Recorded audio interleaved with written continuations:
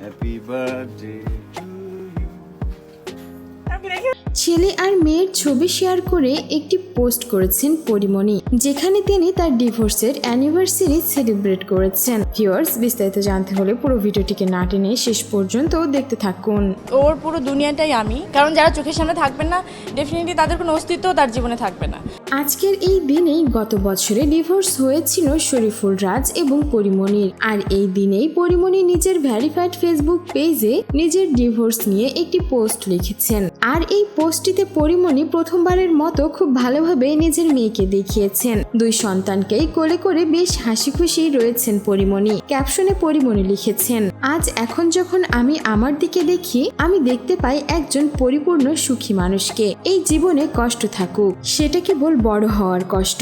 আমি সেই কষ্টটা আনন্দ নিয়েই করতে চাই, কিন্তু অন্যের ছেড়ে যাওয়ার কষ্ট পেতে দেব না। আর নিজেকে আমি এই তো কেমন হাসতে খেলতে ওদের নিয়ে জীবন উদযাপন করছি। আমার মানিক জোর, একদিন আমরা সত্যি ওই আকাশ ছোঁব।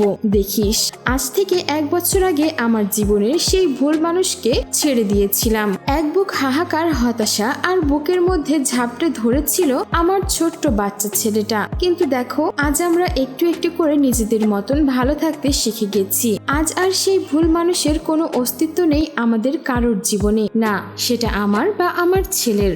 শুক্রিয়া, আমরা ভালো আছি। হ্যাপি ডিভোর্স অ্যানিভার্সারি পরি। রাজের সঙ্গে ডিভোর্স হওয়ার পর যে পরিমণি কতটা কষ্ট পেয়েছিলেন, তার এই পুরো পোস্টে যেন সেটাই প্রতিস্ফুর্ত হয়েছে।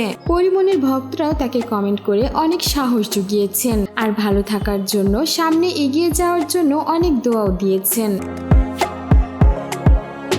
ভিউয়ার্স, এই ছিল আমাদের আজকের ভিডিওটি কেমন লাগলো, আর পরিমণির এই পোস্ট সম্পর্কে আপনার কোনো মন্তব্য থাকলে জানাতে পারেন আমাদের কমেন্ট বক্সে। আর বিনোদন জগতের এমন লেটেস্ট আপডেট পেতে আমাদের চ্যানেলটিকে সাবস্ক্রাইব করে আমাদের সঙ্গেই থাকুন।